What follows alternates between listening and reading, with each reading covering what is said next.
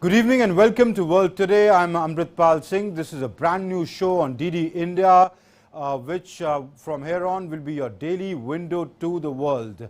We'll talk about today on our show about how the US has carried out strikes against Iran, what they call Iran-backed militia in Syria. The world markets have reacted to that and tumbled greatly, including in India. Also, we'll talk about how the Indian and the Chinese foreign ministers spoke about carrying the peace process at the LAC and ironing out all wrinkles in the relationship, about the other friction points forward. And also India and Pakistan's Director Generals of Military Operations also have agreed to maintaining and respecting the sanctity of the ceasefire agreement at the line of control. All that and much more over the next 1 hour. But first up, the top stories, the headlines we're tracking at this hour.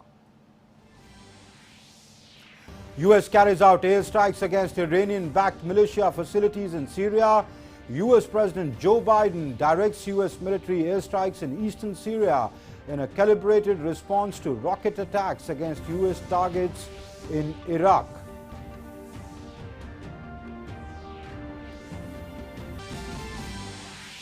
External Affairs Minister Dr. S. Jaishankar talks with Foreign Minister of China Wang Yi on phone.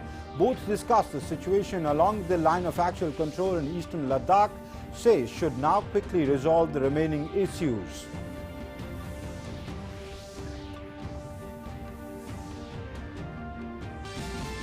India and Pakistan announced their decision to stop cross-border firing. The United States General Assembly President Volkan Bozkir welcomes the agreement. US also welcomes a joint statement on ceasefire along the line of control and other sectors.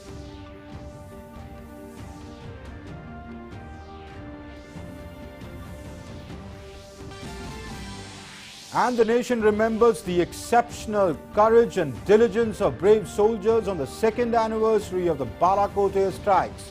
Defence Minister Rajnath Singh says success of Balakot strikes has shown India's strong will to act against terrorism.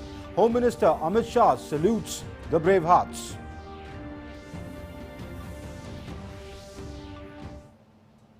And let's begin with the big news on our show.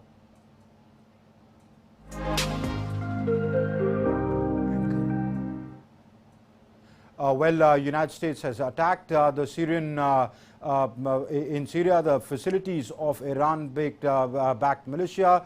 This is the first military action that the United States has taken abroad after Joe Biden took over as the new president of the United States.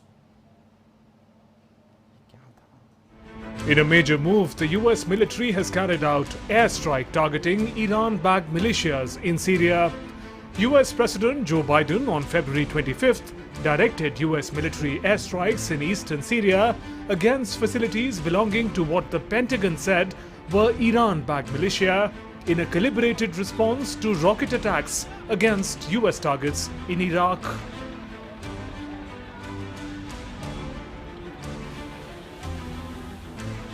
The assault came after a series of rocket attacks in recent days on facilities in Iraq used by United States, including one that killed a contractor working with the US-led coalition in the country. Speaking to reporters following the announcement of the strikes, US Secretary of Defense Lloyd Austin said he was confident they had hit the correct targets. Strike that we conducted this evening, and there's not much more that I'll be able to add at this point, other than the fact that we're confident in the target that we went after. We know what we hit, and we're confident that that target was being used by the same Shia militia that conducted the strikes. And so you'll get more information in terms of the effects of the strike as time goes by. But I just wanted to make sure that, I gave you that viewpoint from me, that level of confidence that there is connectivity. And so we're very deliberate about our approach, as you would expect us to be. We allowed and encouraged the Iraqis to investigate and develop intelligence, and that was very helpful to us in refining the target. And let me just finally say that I'm really proud of the men and women in our force who carried out the strike. As you would expect, they performed in a very professional manner, and we're grateful for their service. This is the first military action ordered by the Biden administration and came in response to attacks against US and coalition personnel in Iraq. Biden's decision to strike only in Syria and not in Iraq, at least for now, gives some breather to Iraqi government as it carries out its own investigation of a February 15th attack that wounded Americans. World Today Desk, DD India.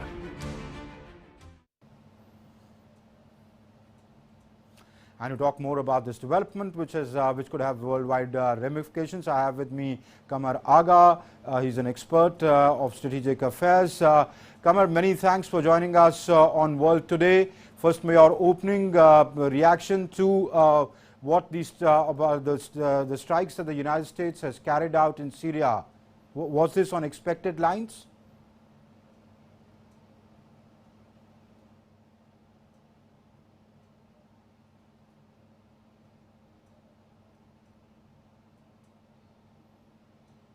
Okay.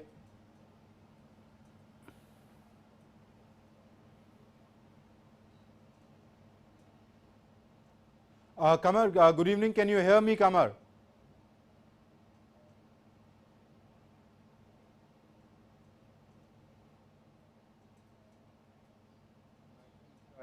Talking, compliance for compliance plus they are talking, they want Iran to change its behavior in the region, which means, Iran should give up its support to Shia militias operating in the entire region of the Persian Gulf region, as well as in Lebanon and Syria as well.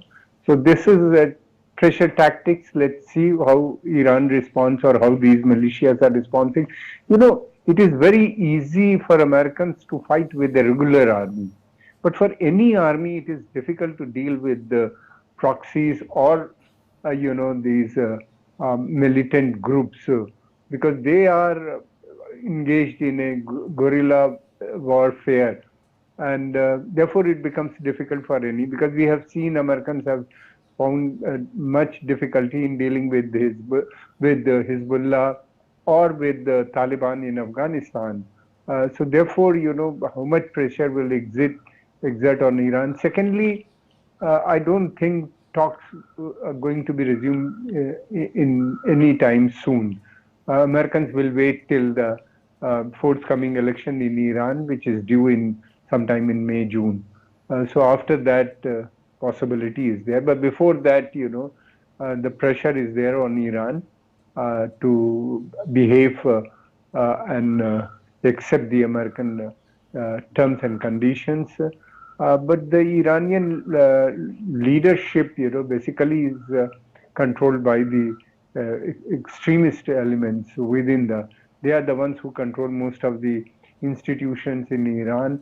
I don't think they will succumb to pressure any time, And let's see, because it's still, I hope it will not escalate. Iran would not like escalation, further escalation, because that will bring Israel also in the region, which Iran is avoiding. It doesn't want another party to join in the region.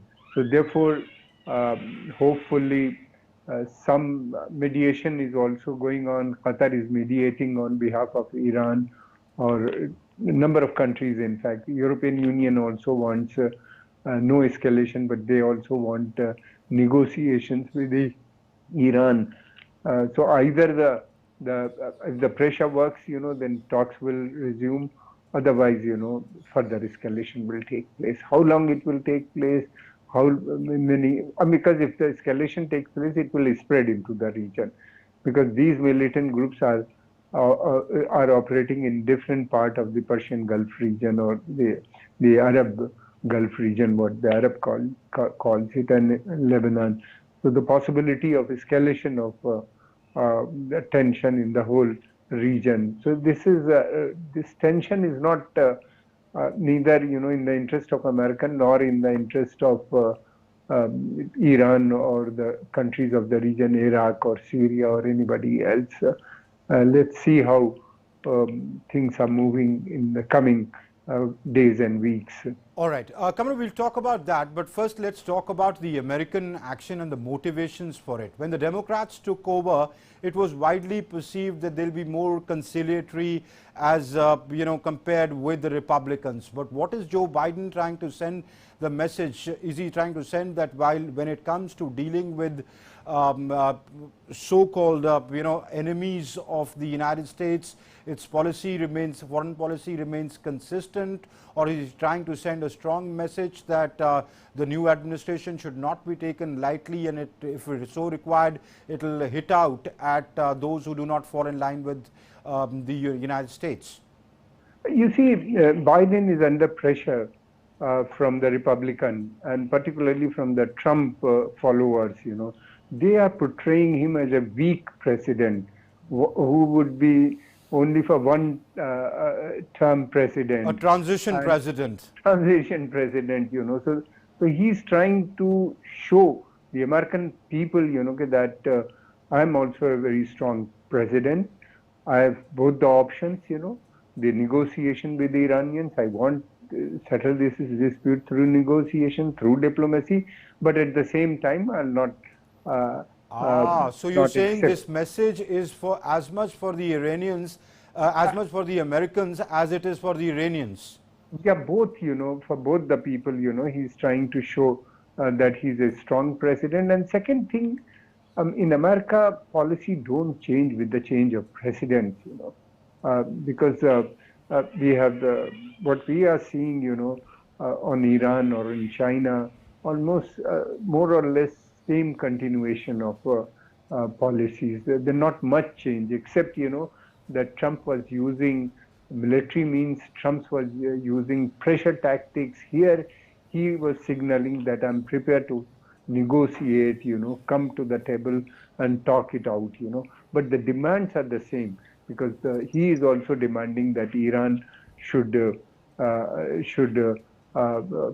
compromise on its nuclear and missile program, as well as it should also change its change its behavior in the region, which Trump called it, and he's also saying the same thing, which means, not to support militant groups. But at the same time, Americans are not having a policy of regime change in Iran, because they want both, the Trump as well as Biden, both wanted the regime build up a pressure, negotiate with them, find out and negotiate. Because regime change is not going to help solve problem, because they have seen what has happened in Afghanistan and Iraq. They have changed the regime and still not been able to achieve their objectives. And Iran, if this regime goes, then a liberal comes to the power. They are more nationalists. They are nationalists. These people are religious, then they are nationalists. And these are the people, they have problem with Americans, because the nationalist regime was in early 50s was toppled by the American-backed coup in Iraq, in Iran. So therefore, now there is since the time of Obama, we are seeing there is a change in American policy. Obama also adopted, build pressure, negotiate with Iran, talk to Iran and sort it out, But now, earlier it was only, the objective was nuclear, to deny Iran having a nuclear weapon. But right. Now, their policy is that the missile program of Iran is also posing threat, as well as these militias have become very strong in Iraq, Yemen, Syria, and other places. So these two things have been added to earlier demand. All Trump right. have added, and that is continuing. Kamar, so you say that the Americans do not want a full-scale escalation, so don't the Iranians. So the Americans choose not to hit Iran directly, but to hit the proxies so that the message is sent across. And you're saying the Iranians would not react in the manner that we saw during the attack on the US embassy in Iraq, or the retaliatory killing of General Soleimani. Now, you saying that that kind of things may not pan out that way because both of them wouldn't want things to escalate. But could the proxies hit back? Could Hezbollah, could other proxies hit back both in Syria and Iraq? No, this Kataib Hezbollah and Kataib Sayyid Shuhada, these are very powerful groups now. They are the Iranian allies. American call them proxy. They are powerful, and they have very close ties with Iran, but they also move independently because they have their own interest in the region, because these are the groups, their morale is very high. These were the groups, they are part of the mobilization force in Iraq, who was played a very key role in defeating ISIS in Iraq. At that time, Americans have tolerated them because large number of people have joined and fought, and many Iraqis lost their life. So these are strong groups, including Hezbollah in Lebanon, or we have seen, Yemen, Houthi rebels in Yemen. These are independent groups as well as. So they might take up, retaliate, but let's wait and see how they behave. It will be clear in days to come, because Iraqi army as well as Iraqi government would not like escalation in the region or in Iraq itself, because if they are going to retaliate, then American will retaliate in Iraq, will target these militant groups in Iraq itself where they are based. So Iraqi pressure is going to work also. That is for sure, because Iraq doesn't want any further escalation in their country, because they are already facing many problems inside the country, like other countries of the region. COVID is a major problem, and then Iraq is a war-ravaged country, and the government is weak, and election will take place anytime soon. We don't know when, because of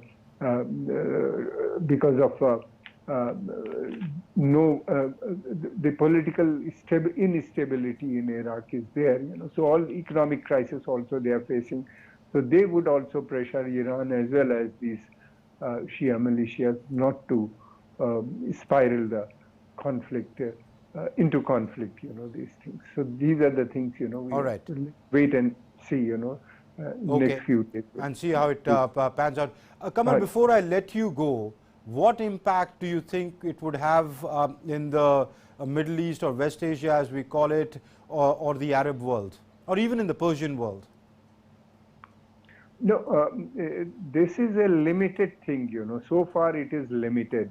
And secondly, Middle Eastern countries, particularly the countries of this region, the Gulf region, they want peace and stability now, because all of them are engaged in fight against the COVID. Oil prices are low, economic conditions are not good, not favorable, including in Saudi Arabia and UAE. They are also facing problems. So all these, nobody wants a war in the region. And secondly, Iranians are also, having back channel diplomacy with the Saudis and other countries of the region. Qatar is also calling openly, calling Saudi Arabia and other countries to negotiate with Iran and de-escalate the situation. Iranians have not yet rejected the peace talks. They want the peace talks. So I hope it will not have a major escalation in the region. Okay. Because none of the country wants that way. Iran is also having economic crisis, COVID on top of it. Oil is not being. They are not allowed to export it. They are not allowed to trade with the other countries outside Iran. So they are also having problems. So let's hope, things would settle down. It's a pressure on Iran to negotiate, To come to negotiate. the table, All right. I think. All right. Kamar Agha, many thanks for joining us and sharing your insights with us. We leave it there. Thank you. And External Affairs Minister Dr. S. Jaishankar and his counterparts in Japan, Australia, Maldives, Mauritius and Bhutan addressed this year's Asia Economic Dialogue, co-chaired by the Pune International Centre. The theme of the dialogue was Resilient Global Growth in a Post-Pandemic World. Addressing the dialogue, External Affairs Minister Dr. Jaishankar said that we faced three major challenges. First of the COVID-19 pandemic, the second of the economic impact of the pandemic, and then the challenges that were faced by India on its borders. We had three big developments which all impacted us nationally, locally, in a way. They impacted the world as well. These were global developments. One was the COVID, one was the economic impact of the COVID. The third, of course, were the challenges that we found on our border, which obviously had implications. And speaking on the border conflicts faced by the nation, he said that the nation did not get pressurized into front-loaded stimulus measures and took sensible steps. When it came to the border issue, there was a very active debate which still continues to this day. We were resolute, we were strong about protecting our interests. And we thought, in each case, I would suggest to you, we thought through a very complicated issue. Listened to everybody, but made up our mind and I think eventually fashioned a response which was effective. There are two things India needs to do. One, it needs to manage home in the most expansive sense of that word strongly and well. And two, it needs to contribute more and more abroad. And the External Affairs Minister and Chinese State Councillor and Foreign Minister Wang Yi had a phone conversation yesterday afternoon. It lasted for about 75 minutes. The two foreign ministers discussed the situation along the line of actual control in eastern Ladakh and also issues related to the overall India-China relations. The External Affairs Minister referred to the meeting with the Chinese Foreign Minister in September 2020 in Moscow, where the Indian side had expressed its concerns on provocative behavior and unilateral attempts of the Chinese side to alter the status quo. He noted that bilateral relations have been impacted severely over the last year. EAM said that the boundary question may take time to resolve, but the disturbance of peace and tranquility, including by violence, will inevitably have a damaging impact on the relationship.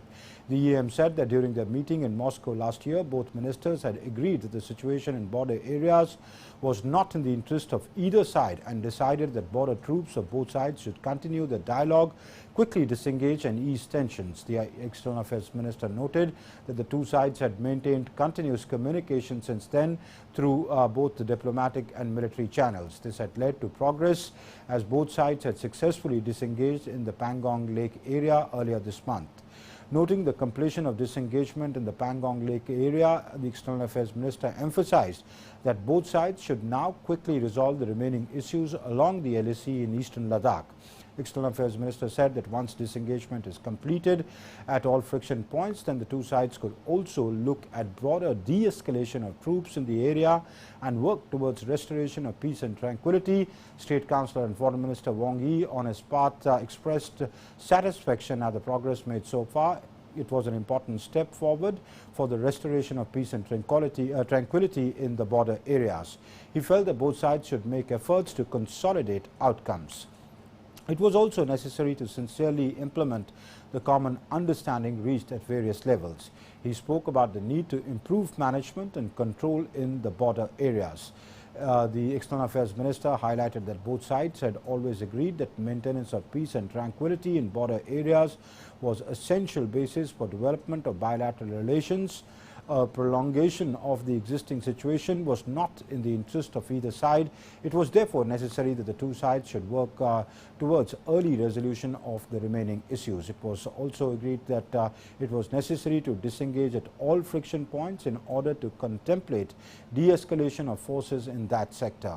That alone will lead to the restoration of peace and tranquility and provide conditions for progress of the bilateral relationship. Wang Yi also noted that the Indian side had proposed three mutuals, that's mutual respect, mutual sensitivity and mutual interests as the approach to the relationship. He also agreed on the importance of taking the long view of the ties. The two ministers agreed to remain in touch and establish a hotline. And for more on that story, I'm joined by my colleague Anshuman Mishra, who joins us from Beijing. Anshuman, thank you for joining us. What do you make of the statements put out by both sides saying that the two sides have agreed that after the Pangong Lake disengagement, this process needs to be carried further at other friction points in eastern Ladakh until this process is completely completed? Peace and tranquility on the border is of paramount importance.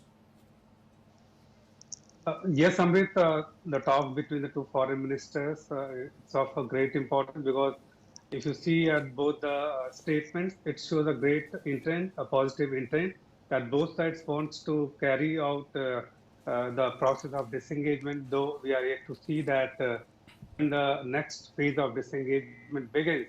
But the good thing is that both sides are continuously in touch, and the fact that after the Moscow agreement in September last year, both the foreign ministers have again spoken on the way forward, and that too after the completion of the first round of disengagement. So it's really a great and positive step from both the sides.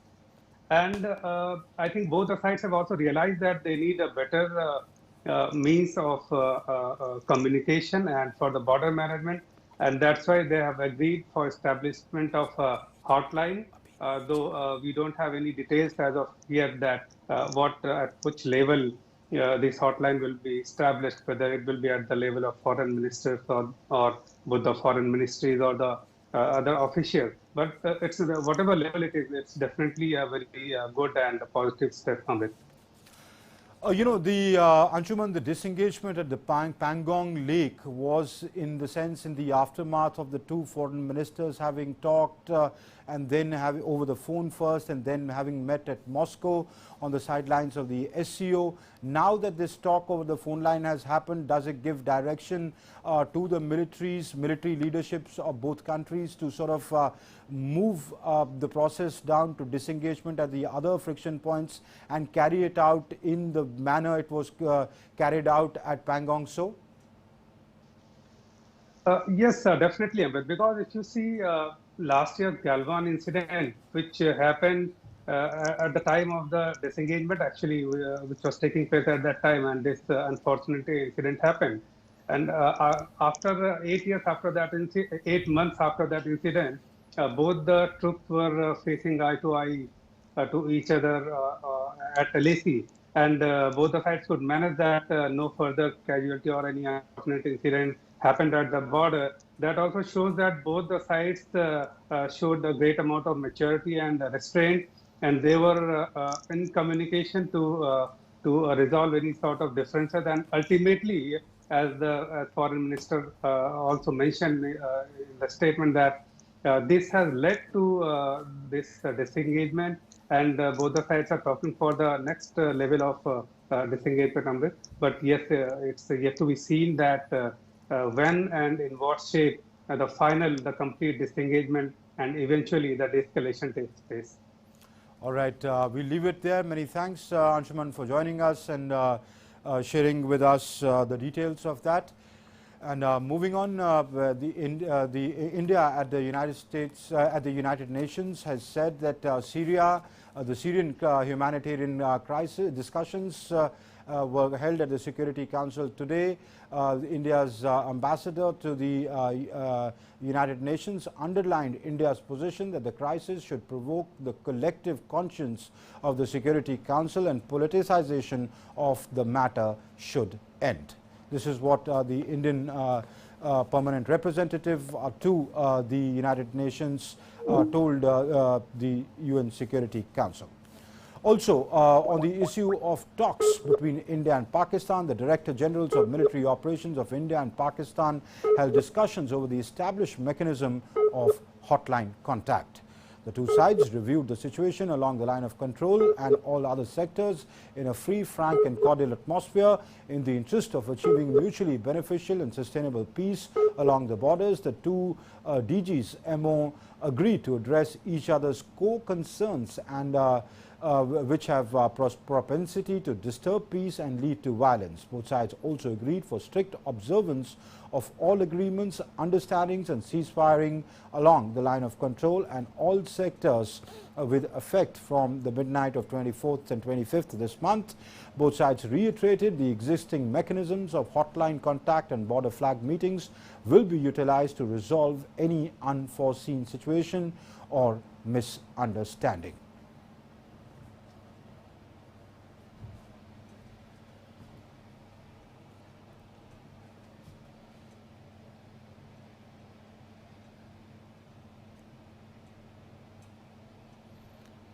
Let's take a look at what was agreed. Primarily, it was agreed that the 2003 ceasefire, which was agreement, must be respected. At the DGMO talks, they agreed that maintenance of ceasefire and all other understandings at the LOC are essential for maintaining peace and tranquility on the LOCs.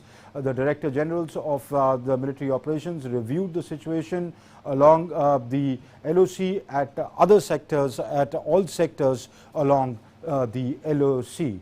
Both sides agreed for strict observance of ceasefire and all other agreements that were part of the agreements of the 2003 ceasefire agreement.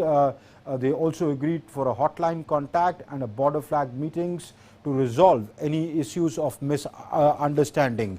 Now, this is something which is not new. India and Pakistan DGMOs have always had a hotline. They've had a hotline for quite a while. Now they've also border meetings between sector commanders, even between, if required, between div commanders takes place to resolve any issues that the two sides may have, but in an atmosphere which is more aggressive, where the two sides are not talking. These are not effective, and many a times they are not held. There was a change in tactic by the Indian Army. Indian Army started giving a befitting response to Pakistan or its proxies' misadventures. Essentially, when the infiltrators try to infiltrate into Jammu and Kashmir via the from breaching the LOC, the Pakistan Army generally resorts to firing to give them cover fire. Now the Indians, many a times this firing results in loss of life of civilians and also damage to property. Now the Indian Army changed its tactic of late and started giving a befitting response in equal measure to respond to it, and perhaps it was that one reason that must have weighed on the Pakistan military, that the cost of for the Pakistani military to indulge in ceasefire violations, to sort of allow infiltration to take place, to keep Jammu and Kashmir on the boil, has gone up, and it surely would have weighed on the Pakistani army, because now if the Indian Army responds in appropriate and equal measure, so that means there are casualties, there are damages that the other side has to suffer as well. So that must have weighed upon the Pakistani military when it came to the table, and the two DGMOs discussed that. I'm joined by my colleague Nandita Dagar now, who tracks the defense beat. Nandita, what do you make of the DGMO's talks and their agreement to respect the sanctity of the 2003 ceasefire agreement? What really played out behind them coming to this understanding?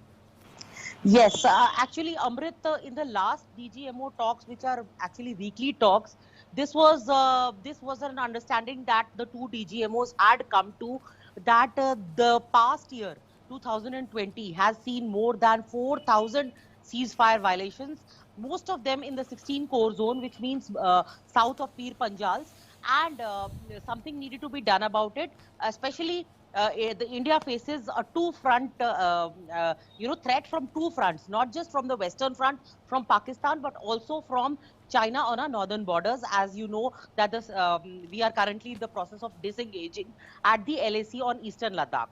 So the two DGMOs talked, and since we already have an agreement of 2003, which sadly is not respected, because the Indian side says that the Pakistanis cause violations of the ceasefire, they carry out firing and shelling, and the Indian side then responds in kind and always says that we always react to it, and we always resort to, when Pakistan resorts to unprovoked ceasefire violation, only then do we respond. This was obviously having a lot of impact on the livelihood, livestock, and even lives of the people who were living in these areas such as Poonch, Mendar, Rajouri, all these areas. But that is why this ceasefire is a welcome agreement, and the two sides said that although this has happened in 2019 also, and once in 2018 when the DGMOs have spoken on hotline and have agreed to abide by the ceasefire, we do not know whether this will hold, this truce will hold or not. But as this agreement came into effect last to last night, and we are hoping that this will usher in a peace for the people who are living on the LOC, not just on the Indian occupied side of the Indian side of our Jammu and Kashmir, Okay. but also on the Pakistan occupied side. All right. Nandita, many thanks for joining us and giving us that update. And after India and Pakistan announced their decision to stop cross-border firing from Thursday, the United Nations General Assembly, President Volkan Bozkir said he welcomes the agreement that demonstrates the values of the United Nations General Assembly. Earlier, the UN Secretary General Antonio Guterres also called the agreement a positive step, according to UN Secretary General's spokesperson Stephen Dujarric. Guterres hopes that this positive step would provide an opportunity for further dialogue. Just to say that the Secretary General is encouraged by the joint statement issued by the militaries of India and Pakistan on their agreement to observing the ceasefire at the line of control in Kashmir and engaging through established mechanisms. He hopes that this positive step will provide an opportunity for further dialogue. And the United States has welcomed the joint statement of India and Pakistan to strictly observe all agreements on ceasefire along the line of control and other sectors, saying it's a positive step towards greater peace and stability in South Asia. The White House Press Secretary Jen Psaki also said at her daily news conference on Thursday that the Biden administration remains closely engaged with a range of leaders and officials in the region, including those in Pakistan. And the global money laundering watchdog, the Financial Action Task Force, on Thursday said it would keep Pakistan on its terrorism financing grey list. The FATF had placed Pakistan on its grey list of the countries with inadequate controls over terrorism financing in 2018, which made foreign firms more cautious about investing in Pakistan. In an online press briefing from Paris, the FATF president, Marcus Player, said Islamabad had made significant progress, but there remained serious deficiencies in mechanisms to plug money laundering and terror financing. Player said that 3 out of 27 action points still needed work. Following the announcement, Pakistan said it was committed to complying with the FATF evaluation process. And my colleague Abhishek Jha now joins us for more on that. Abhishek, what do you make of the Pakistan still remaining in the grey list at least till June, when the review happens again? But on the same hand, the FATF has said that Pakistan has made some progress, but there are serious deficiencies still. Out of the 27 points, on 3 points, it still needs to show that it's taken action.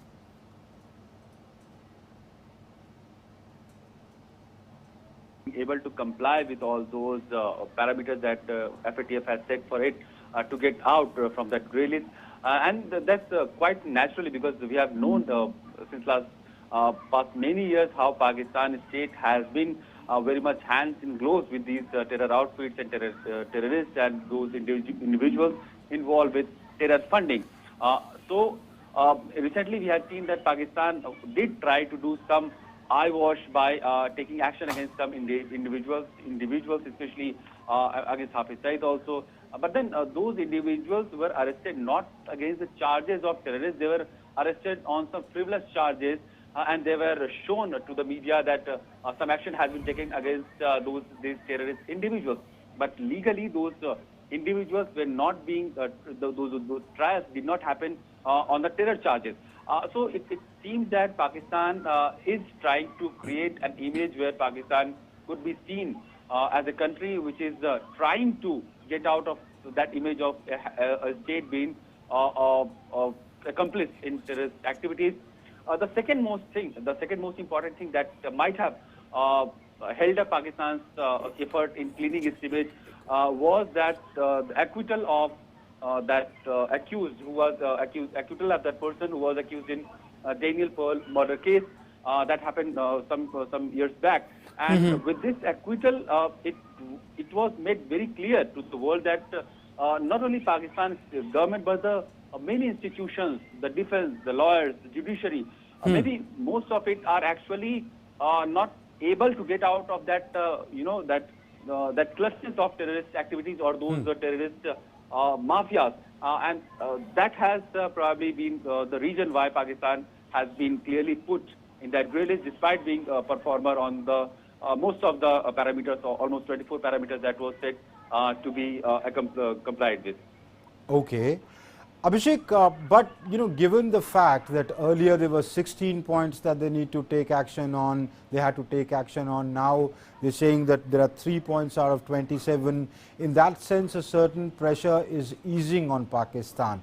Let's see what they do till June and what they have to show, whether even if it is an eyewash or they are seen as doing something while actually not doing it. But there is a sense that the pressure is easing on Pakistan. Now with this development that DGMOs have spoken and they've decided to respect the sanctity of the ceasefire, the two armies, there were reports in the media which of course were denied by the Pakistani Prime Minister's special assistant, but that the NSA and he had met in a third country. There was back channel diplomacy going on. So given all that, what is your reading of the situation? That is the pressure easing on Pakistan, or will the FATF be as stringent as it was? Amrit, as far as FATF is concerned, we can be sure that FATF would be looking at the the work that Pakistani government has done on ground. Those parameters, has they been satisfied by it or not? If we talk about the other back channel diplomacy, of course, it seems that in recent days or recent weeks, we have heard reports coming both from Indian side and Pakistani side, especially in media quoting sources, that there are attempts to mobilize a fresh wave of talks where the tension, if we can't say that the normalcy in the relation, at least the present tension between India and Pakistan relation could be eased to some extent where it can be said workable. Recently, we have also seen that the Pakistani Prime Minister Imran Khan's flight, because he was traveling to Sri Lanka, that flight was allowed through the Indian airspace. But like a few years ago, like a couple of years ago, when Indian Prime Minister Narendra Modi or the President were actually traveling to the countries, Pakistani airspace were denied to them. So to these steps or these notions actually create an understanding that there is something happening, because both the sides are trying. Right. The DGMO talk has also happened out of nowhere, and it seems that the ceasefire that has been committed, there is actually a reformation of the 2003 deal. It seems that the things are actually going to go in certain. But it's a tricky situation. Mohid Yusuf has said, well, he did not meet the NSA. He's denied that, perhaps owing to public opinion or the pressure that he should not be seen as, or the Imran government should not be seen as selling out to India. So those tensions also exist. It's a treacherous, tricky path that Pakistan will have to take. But many thanks, Abhishek Jha, for joining us and giving us that update.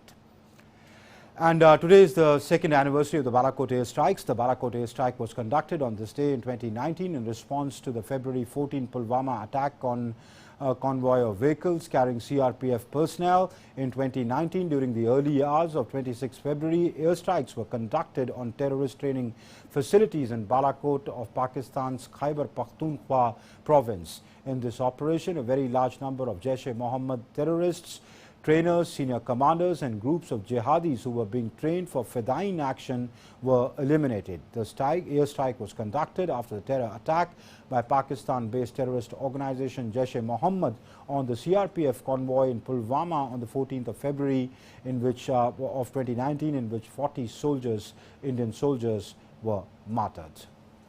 And saluting the exceptional courage and diligence of the Indian Air Force, Defence Minister Rajnath Singh in a tweet said the success of Balakot strikes has shown India's strong will to act against terrorism. We are proud of our armed forces who keep India safe and secure. And Union Home Minister Amit Shah has also hailed the valour of the Indian bravehearts. Amit Shah in a tweet said, and I quote him, in response to the Pulwama terror attack, the Indian Air Force on this day in 2019 made India's policy against terrorism very clear. I remember the brave martyrs of Pulwama and salute the valour of the Air Force. Under Narendra Modi's leadership, the security of the nation and our soldiers is paramount. And let's now take a look at some of the other stories across the world in Speed News.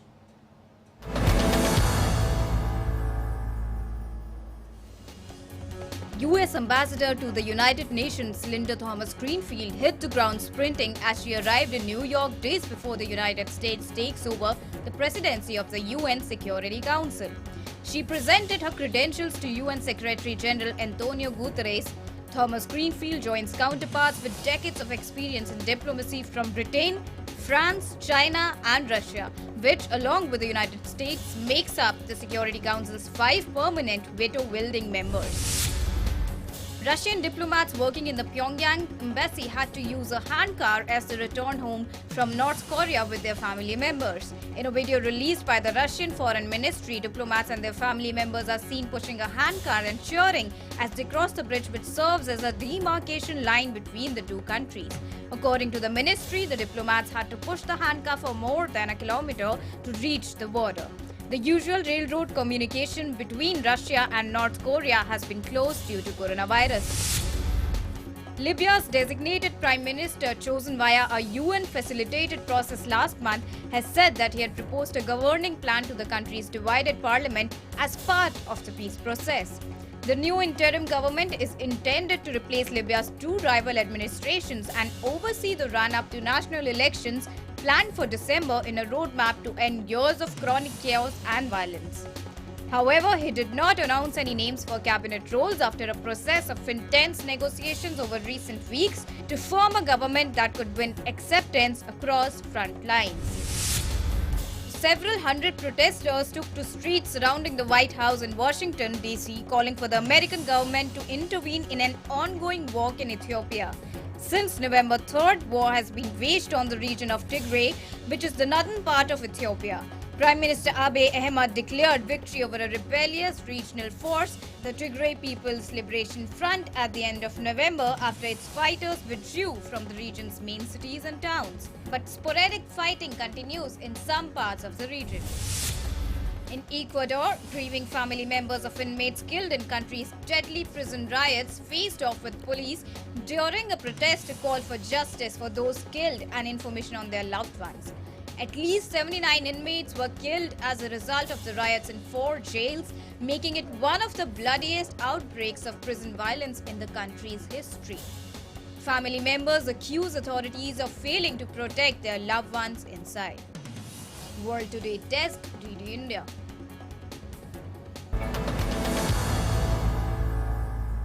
And let's now take a look at what all made headlines on this day in our segment Today in History.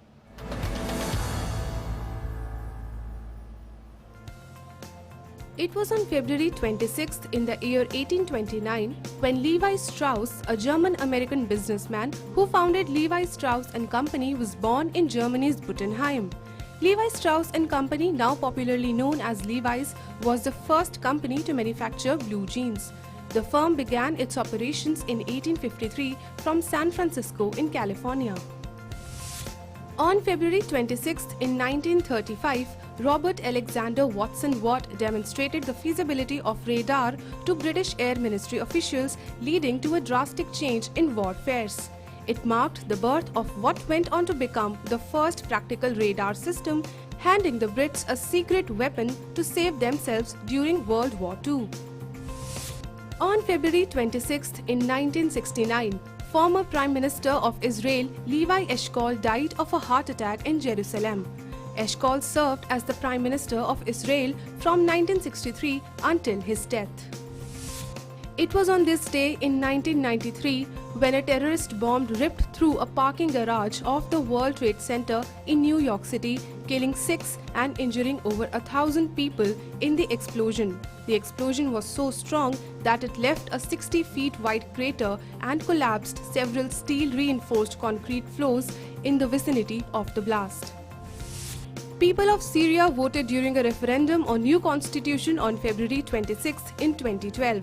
The new constitution dropped a clause which effectively granted ruling Ba'ath Party a monopoly on power and limited the president's term to 2 7-year terms. The constitution also allowed for a contested presidential election rather than a vote to approve a single candidate. World Today Desk, DD India.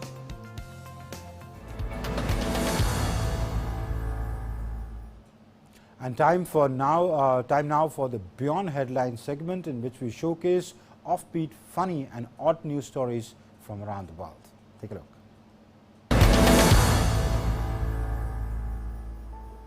One of Mexico's top tourist destinations, Teotihuacan, was reopened for visitors. The spot with massive temples and pyramids was closed for months to restrict the spread of the coronavirus. After the reopening of the ancient city's main thoroughfare, the so-called Avenue of the Dead, a number of tourists were seen visiting the place. A limit of 3,000 visitors per day has been set at the main archaeological zone. Thermal scanning is done and tourists wearing face masks are only allowed to enter. An estimated 2,000 common dolphins were spotted stampeding off the Southern California coast, according to a whale watching group. The video showing the dolphins swimming and leaping out of the water was captured by a Newport Coastal Adventure crew member from a fast raft boat. Whale watchers in Southern California got up close and personal with a humpback whale, filmed on camera mugging boats. The video was captured off the coast of Newport Beach, where the mammal swam right up to the boat in a behavior known as mugging, which is when the whale swims close to a boat and stays nearby, interacting with those on board for an extended period of time. After almost a year of being indoors to restrict the spread of coronavirus, theatres, which are a source of entertainment and leisure, have started to open in a phased manner in different parts of the world. The famous theatre brightened the 2021 winter season with a one-act Salome, composed by Richard Strauss. 2 endangered Adian condors were released back into the wild in the mountains of Bolivia after they were found ill and nursed back to health. The 2 female condors were found earlier this month with signs of poisoning, a common occurrence in Bolivia. This month, 35 dead condors were found with the cause of death suspected poisoning. Conservationists have been working to improve the number of Adian condors, among the largest birds in the world, for decades. An American white pelican named Amos waddled his way down a hallway at the Bronx Zoo, which has been his home since the end of last year. In 2016, Amos was found in Texas unable to fly. Veterinarians determined that Amos had been shot in both wings, most likely while he was flying. Even though Amos was treated for his injuries and recovered, he can no longer fly and cannot fully extend his right wing, and therefore can't be released back into the wild. Amos is now among the nearly 200 animals that are part of the Bronx Zoo's Ambassador Animal Program. A painting of a Paris street scene by Vincent van Gogh is to be shown to the public for the first time after spending more than a century behind closed doors in the private collection of a French family. The work, titled The Street Scene in Montmartre, painted by Van Gogh in 1887 while he was lodging with his brother Theo in the French capital, will be put on display by Sotheby's auction house in Amsterdam, Hong Kong and Paris, prior to being auctioned off next month. He was once known as bad news for New Yorkers, but Hammond is now preaching peace and humanity to youngsters. The ex-gangster who served 8 years in prison for robbery, Hammond has been shot twice. Lucky to survive, he now works to steer young people from following in his footsteps. Hammond is now showing up at crime scenes to serve as a counselor. In London, Ander Zabala, a recycling manager, has been rejigging his life to remove non-recyclable packaging. In London, Ander Zabala, a recycling manager, has been rejigging his life to remove non-recyclable packing, and in doing so, he is providing a market for a plethora of zero-waste businesses springing up across the capital. The demand for pets has surged during the coronavirus pandemic. So is the illegal dog trade from Eastern Europe into Germany. As per the German Kennel Club and animal shelters, there has been a significant increase in the demand for a canine companion for children who miss their friends. A Korean bioventure firm has developed a technology to cut the half-life of radioactive cesium from 30 years to 108 days. This bioventure company studies microorganisms such as yeast, fungi, and photosynthetic bacteria.